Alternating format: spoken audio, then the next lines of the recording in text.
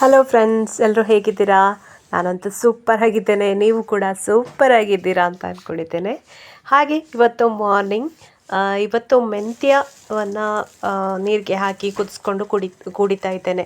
ಇದು ಈಗ ಮಗು ಇರುವವರಿಗೆ, ಅಂದರೆ ಫೀಡಿಂಗ್ ಮಾಡ್ತಾ ಇರುವವರಿಗೆ, ತಾಯಂದ್ರಿಗಳಿಗೆ ಎಲ್ಲ ಕೂಡ ಇದು ತುಂಬಾ ಹೆಲ್ಪ್ಫುಲ್. ಮೆಂತ್ಯನ ನೆನೆಸಿಕೊಂಡು ತಿನ್ನೋದ್ರಿಂದ ಕೂಡ ಎದೆ ಹಾಲು ಕೂಡ ವೃದ್ಧಿ ಆಗುತ್ತೆ. ಮೆಂತ್ಯೆಯಲ್ಲಿ ಹಾಲು ಜಾಸ್ತಿ ಆಗುವಂಥ ಅಂಶ ಇದೆ.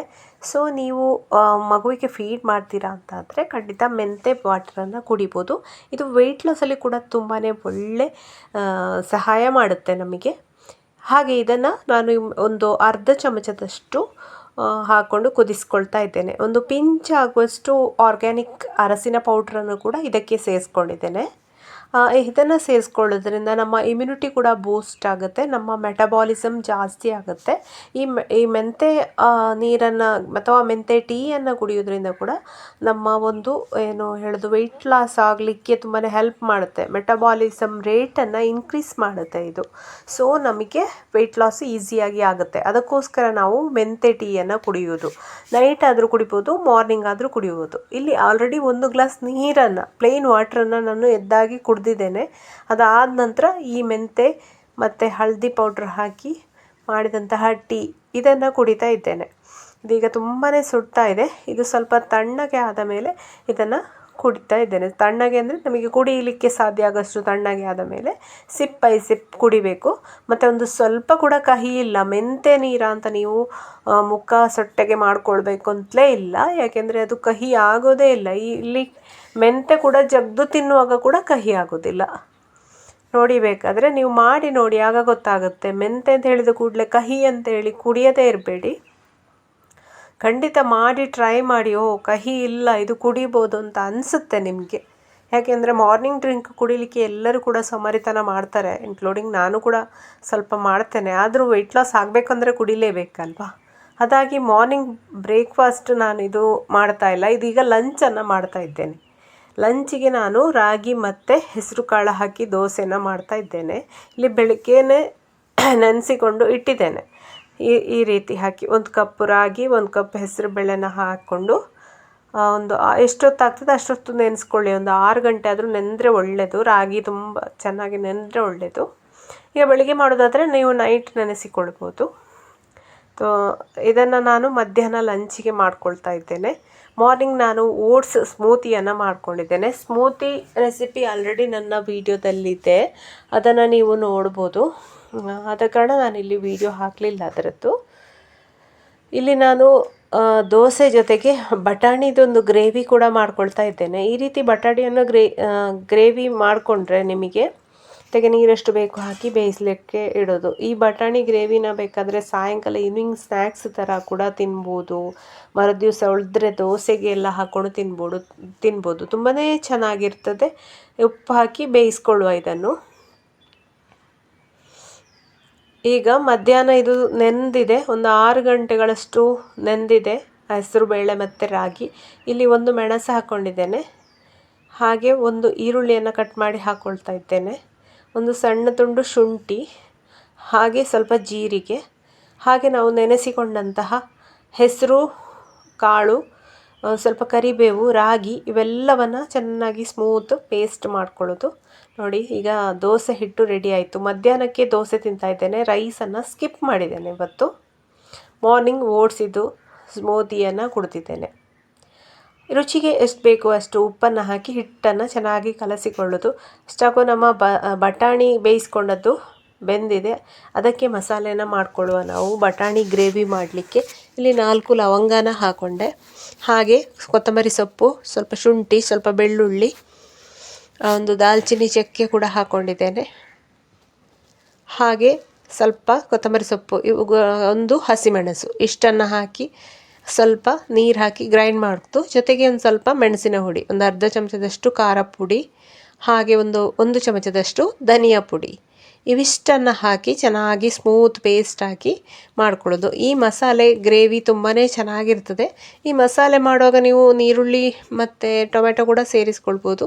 ನಾನು ಅದು ಯಾವುದು ಇಲ್ಲಿ ಸೇರಿಸ್ಕೊಳ್ಳಿಲ್ಲ, ಹಾಗೆಯೇ ಮಾಡಿದ್ದೇನೆ. ತುಂಬಾ ಚೆನ್ನಾಗಿರ್ತದೆ ಫ್ಲೇವರ್ ಇದು, ಬೆಳ್ಳುಳ್ಳಿ ಶುಂಠಿ ಎಲ್ಲ ಹಾಕಿದ್ದು. ನೀವು ಚಪಾತಿಗಾದರೂ ಸೈಡ್ ಡಿಶ್ ಆಗಿ ಮಾಡ್ಕೊಳ್ಬೋದು, ದೋಸೆಗೆ ಕೂಡ ತಿನ್ಬೋದು. ಹಾಗೆ ಈವ್ನಿಂಗ್ ನೀವು ಬೇಕಾದರೂ ಬಟಾಣಿಯನ್ನು ತಿನ್ಬೋದು, ಯಾಕೆಂದರೆ ಬಟಾಣಿಯಲ್ಲಿ ಪ್ರೋಟೀನ್ ಇದೆ. ಹಾಗಾಗಿ ಬಟಾಣಿಯನ್ನು ಆರಾಮ್ಸೆ ನಾವು ನಮ್ಮ ಊಟದಲ್ಲಿ ಬ್ರೇಕ್ಫಾಸ್ಟಲ್ಲೆಲ್ಲ ಇನ್ಕ್ಲೂಡ್ ಮಾಡ್ಕೊಳ್ಬೋದು. ಇಲ್ಲಿ ಮತ್ತೆ ಸ್ವಲ್ಪ ಒಂದು ಎಣ್ಣೆ ಹಾಕ್ಕೊಂಡಿದ್ದೇನೆ, ಸ್ವಲ್ಪ ಕರಿಬೇವು ಹಾಕ್ಕೊಂಡಿದ್ದೇನೆ, ಸ್ವಲ್ಪ ಜೀರಿಗೆ ಹಾಕ್ಕೊಂಡಿದ್ದೇನೆ. ಇದು ಫ್ರೈ ಆಗ್ತಾ ಇದ್ದಾಗನೇ ನಾವು ಗ್ರೈಂಡ್ ಮಾಡಿ ಇಟ್ಕೊಂಡಿದ್ದೇವಲ್ಲ ಮಸಾಲೆ, ಅದನ್ನು ಹಾಕ್ಕೊಳ್ಳೋದು. ಅದಕ್ಕೆ ಸ್ವಲ್ಪ ನೀರು ಸೇರಿಸಿ ಮತ್ತೆ ಇದನ್ನು ಹಾಕ್ಕೊಳ್ಳೋದು. ಇದು ಚೆನ್ನಾಗಿ ಫ್ರೈ ಮಾಡಿಕೊಳ್ಬೇಕು. ಇದರಲ್ಲಿದ್ದ ಹಸಿ ವಾಸನೆ ಎಲ್ಲ ಹೋಗಬೇಕು, ಅಲ್ಲಿವರೆಗೆ ನಾವು ಫ್ರೈ ಮಾಡಿಕೊಂಡು ಆಮೇಲೆ ನೆಕ್ಸ್ಟ್ ನಾವು ಬೇಯಿಸಿ ಇಟ್ಕೊಂಡಿದ್ದೇವಲ್ಲ ಬಟಾಣಿ, ನೋಡಿ ಈಗ ಇದು ಕುದೀತಾ ಉಂಟು. ಇದಕ್ಕೀಗ ಬಟಾಣಿಯನ್ನು ಸೇರಿಸ್ಕೊಂಡ್ರೆ ಆಯಿತು, ನಮ್ಮ ಯಮ್ಮಿ ಆದಂತಹ ಬಟಾಣಿ ಗ್ರೇವಿ ರೆಡಿ ಆಗುತ್ತೆ. ಈಗ ಬಟಾಣಿಯನ್ನು ಇದಕ್ಕೆ ಹಾಕ್ಕೊಳ್ಳುವ. ನೀರು ಸ್ವಲ್ಪ ಜಾಸ್ತಿ ಇತ್ತು ಬೇಯಿಸುವಾಗ ಹಾಕ್ಕೊಂಡದ್ದು, ಆದ ಕಾರಣ ಎಲ್ಲ ನೀರು ಹಾಕಿದರೆ ಅದು ತುಂಬ ನೀರು ಆಗ್ಬೋದಲ್ಲ, ಹಾಗಾಗಿ ನೀರನ್ನು ಬಸ್ದು ಹಾಕ್ಕೊಳ್ತಾ ಇದ್ದೇನೆ. ಎಲ್ಲ ನೀರು ಹಾಕೋದು ಬೇಡ, ಸ್ವಲ್ಪ ಹಾಕಿದರೆ ಸಾಕು. ಅಂದರೆ ಮಸಾಲೆ ಸ್ವಲ್ಪ ಕಡಿಮೆ ಆಯಿತು ನಾನು ಮಾಡಿದಂದರೆ, ಬಟಾಣಿ ಜಾಸ್ತಿ ಆಯಿತು ಹಾಕಿದ್ದು, ಗ್ರೇವಿ ಸ್ವಲ್ಪ ಕಡಿಮೆ ಆಯಿತು. ಸ್ವಲ್ಪ ಬಟಾಣಿ ಹಾಕಿ ಮಾಡ್ಬೋದಿತ್ತು. ನನಗೆ ಇರಲಿ ಈವ್ನಿಂಗ್ ಸ್ನ್ಯಾಕ್ಸ್ ಥರ ಕೂಡ ಈ ಬಟಾಣಿಯನ್ನು ತಿನ್ಬೋದಲ್ಲ ಅಂತ ಹೇಳಿ ಸ್ವಲ್ಪ ಜಾಸ್ತಿ ಬೇಯಿಸಿಬಿಟ್ಟೆ. ಹಾಗಾಗಿ ತೊಂದರೆ ಇಲ್ಲ, ರುಚಿಗೇನೂ ತೊಂದರೆ ಆಗೋದಿಲ್ಲ. ಇದನ್ನು ಈಗ ಒಂದು 2ರಿಂದ 3 ನಿಮಿಷ ಕುದಿಸ್ಕೊಳ್ಳೋದು. ಆಮೇಲೆ ರುಚಿಗೆ ಎಷ್ಟು ಬೇಕು ಉಪ್ಪು ಹಾಕಿ ಚೆನ್ನಾಗಿ ಕುದಿಸಿಕೊಳ್ಬೇಕು.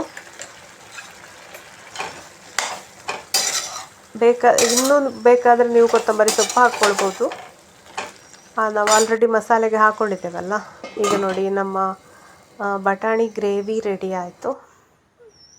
ದೋಸೆ ಇನ್ನು ನೆಕ್ಸ್ಟ್ ನಾವು ದೋಸೆ ಮಾಡಿಕೊಳ್ಳುವ. ನೋಡಿ ಇದು ಈ ಥರ ಒಂದು ಥರ ಏನು ಹೇಳೋದು, ಬಟಾಣಿ ಉಸ್ಲಿ ಅಂತ ಹೇಳ್ಬೋದು, ಆ ರೀತಿ ಆಯಿತು.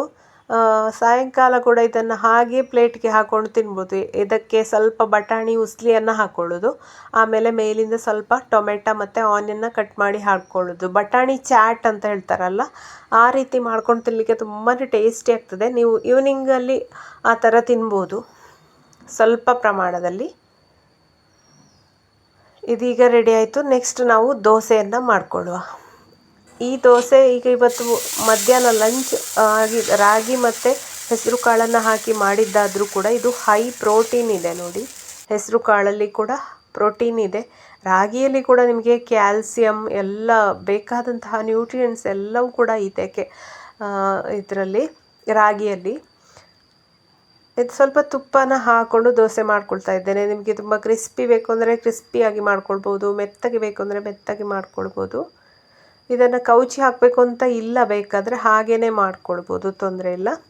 ಈಗ ನಮ್ಮ ಯಮ್ಮಿಯಾದ ಟೇಸ್ಟಿಯಾದ ರಾಗಿ ದೋಸೆ ರೆಡಿ ಆಯಿತು. ಇವತ್ತು ಲಂಚಿಗೆ ನಾನು 2 ರಾಗಿ ದೋಸೆ ಹಾಗೆ ಬಟಾಣಿ ಗ್ರೇವಿ. ಇಲ್ಲಿ ದೋಸೆಯಲ್ಲಿ ಕೂಡ ಪ್ರೋಟೀನ್ ಇದೆ, ಬಟಾಣಿಯಲ್ಲಿ ಕೂಡ ಪ್ರೋಟೀನ್ ಇದೆ, ಹಾಗೆ ರಾಗಿಯಲ್ಲಿ ನಿಮಗೆ ಫೈಬರ್ ಸಿಗ್ತದೆ. ಹಾಗೆ ಜೊತೆಗೆ ಸಲಾಡ್ ಸೇರಿಸ್ಕೊಂಡ್ರೆ ಅದರಲ್ಲಿ ಕೂಡ ಫೈಬರ್ ಇದೆ. ಹಾಗೆ ಬಟಾಣಿ ಹೈ ಪ್ರೋಟೀನ್ ಅಲ್ವಾ, ಅದರಲ್ಲಿ ಕೂಡ ನಮಗೆ ಬೇಕಾದಂತಹ ಪ್ರೋಟೀನ್ ಫ್ಯಾಟ್ ಎಲ್ಲವೂ ಕೂಡ ಇದೆ. ದೋಸೆ ಏನೂ ತೊಂದರೆ ಇಲ್ಲ, ರಾಗಿ ಮತ್ತು ಹೆಸರು ಕಾಳಿನ ದೋಸೆ ನಮ್ಮ ಕಾಸ್ಟ್ ಐರನ್ ತವದಲ್ಲೇ ಮಾಡ್ಕೊಂಡಿದ್ದೇನೆ ನಾನು. ಅದೇನು ಬಿಸ್ಲಿಕ್ಕೇನು ಕಷ್ಟ ಆಗಲಿಲ್ಲ, ಚೆಂದ ಹೇಳ್ತದೆ ಕಾವಲಿಕೆಯಲ್ಲಿ. ಕೆಲವು ದೋಸೆ ಹಿಟ್ಟುಗಳು ಕಾಸ್ಟ್ ಐರನ್ನಲ್ಲಿ ಮಾಡುವಾಗ ನನಗೆ ಸ್ವಲ್ಪ ಕಷ್ಟ ಆಗೋದು, ಯಾಕೆಂದರೆ ಫ್ರಿಜ್ಜಲ್ಲಿ ಇಟ್ಟರೆ ನೀವು ಮರುದಿವಸ ಮಾಡುವಾಗ ಕಾಸ್ಟ್ ಐರನ್ನಲ್ಲಿ ಮಾಡುವಾಗ ಒಂದೊಂದು ಸತಿ ಹೇಳೋದಿಲ್ಲ. ನಿಮಗೆ ಕೂಡ ಹೀಗೆ ಎಕ್ಸ್ಪೀರಿಯೆನ್ಸ್ ಆಗಿದೆ ಅಂತ ಹೇಳಿ ನಂಗೆ ಕಮೆಂಟಲ್ಲಿ ಖಂಡಿತ ತಿಳಿಸಿ. ಈಗ ಬೆಳಿಗ್ಗೆ ಚೆಂದ ಮಾಡಿದ ದೋಸೆ ಫ್ರಿಜ್ಜಲ್ಲಿ ಇಟ್ಟ ಮೇಲೆ ಮತ್ತೆ ನಾವು ದೋಸೆ ಮಾಡಬೇಕಾದ್ರೆ ಇದರಲ್ಲಿ ಒಂದೊಂದು ಸತಿ ಹೇಳೋದೇ ಇಲ್ಲ. ನನಗೆ ಕೆಲವು ಸಲ ಹಾಗೆ ಆಗಿದೆ.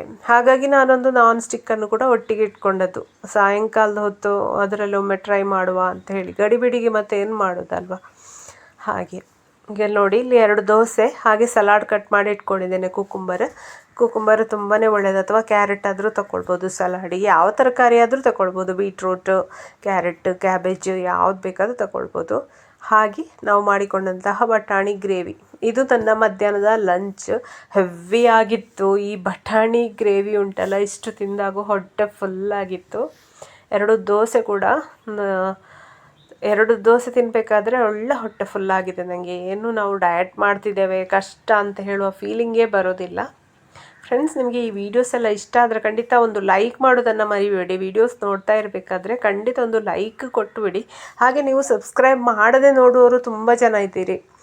ಯಾಕೆಂದರೆ ಸಬ್ಸ್ಕ್ರೈಬ್ ಮಾಡಿಕೊಂಡವರು ಸ್ವಲ್ಪ ಜನ ಇರೋದು, ಅವರು ನೋಡೋದಿಲ್ಲ ವಿಡಿಯೋ. ಸಬ್ಸ್ಕ್ರೈಬ್ ಮಾಡದೇ ಇರೋರೇ ನೋಡ್ತಾ ಇದ್ದೀರಾ. ಆದರೆ ನೀವು ನೋಡಿ ಸಪೋರ್ಟ್ ಮಾಡಿ, ಹಾಗೆ ಸಬ್ಸ್ಕ್ರೈಬ್ ಮಾಡ್ಕೊಂಡು ನೋಡಿ ಅಂತ ಹೇಳಿ ರಿಕ್ವೆಸ್ಟ್ ಮಾಡ್ಕೊಳ್ತಾ ಇದ್ದೇನೆ ನಿಮ್ಮ ಹತ್ರ. ಖಂಡಿತ ಸಪೋರ್ಟ್ ಮಾಡ್ತೀರಾ ಅಂತ ಅಂದ್ಕೊಂಡಿದ್ದೇನೆ. ಹಾಗೆ ನೈಟಿಗೆ ನಾನಿಲ್ಲಿ ಇವತ್ತು ಒಂದು ಸೂಪರಾದ ಸೂಪನ್ನು ಮಾಡ್ತಾ ಇದ್ದೇನೆ. ಪಂಪ್ಕಿನ್ ಅಥವಾ ಎಂತ ಹೇಳೋದು, ಸಿಹಿ ಕುಂಬಳಕಾಯಿ ಅಥವಾ ಚೀನಿಕಾಯಿ ಅಂತ ಹೇಳ್ತೇವಲ್ಲ, ಇದರದ್ದು ಸೂಪನ್ನು ಮಾಡ್ಕೊಳ್ತೇವೆ. ತುಂಬಾ ಟೇಸ್ಟಿಯಾಗಿರ್ತದೆ. ಸಿಹಿ ಕುಂಬಳಕಾಯಿ ಎಲ್ಲ ಸ್ವಲ್ಪ ಸಿಹಿಯಾಗಿ ಬರ್ತದೆ. ಇಲ್ಲಿ 2 ಚಮಚದಷ್ಟು ತುಪ್ಪವನ್ನು ಹಾಕ್ಕೊಂಡೆ. ಹಾಗೆ ಒಂದು 4ರಿಂದ 5 ಒಣಮೆಣಸು, ಒಂದು ಸ್ವಲ್ಪ ಜೀರಿಗೆ ಬೇಕಾದರೆ ಹಾಕ್ಕೊಳ್ಳಿ ಫ್ಲೇವರಿಗೆ. ಅದಾದ ನಂತರ ನೆಕ್ಸ್ಟು ಬೆಳ್ಳುಳ್ಳಿ ಇಷ್ಟ ಇಲ್ಲ ಅಂದರೆ ಸ್ಕಿಪ್ ಮಾಡ್ಬೋದು, ಆದರೆ ಬೆಳ್ಳುಳ್ಳಿ ಹಾಕಿದರೆ ಫ್ಲೇವರ್ ತುಂಬಾ ಚೆನ್ನಾಗಿ ಬರ್ತದೆ. ಇಷ್ಟ ಇಲ್ಲದವರು ಅದನ್ನು ಸ್ಕಿಪ್ ಮಾಡ್ಕೊಳ್ಬೋದು. ಆಮೇಲೆ ಈರುಳ್ಳಿ ಹಾಕಿ ಚೆನ್ನಾಗಿ ಫ್ರೈ ಮಾಡ್ಕೊಳ್ಳೋದು. ಪಂಪ್ಕಿನ್ ಇದೆ ಅಲ್ವಾ, ಅದನ್ನು ನಾನು ಆಲ್ರೆಡಿ ಬೇಯಿಸ್ಕೊಂಡಿದ್ದೇನೆ. ಬೆಳ್ಳುಳ್ಳಿಯನ್ನು ಚೆನ್ನಾಗಿ ಒಂದು 2ರಿಂದ 3 ನಿಮಿಷ ಚೆನ್ನಾಗಿ ಫ್ರೈ ಮಾಡ್ಕೊಳ್ಳೋದು.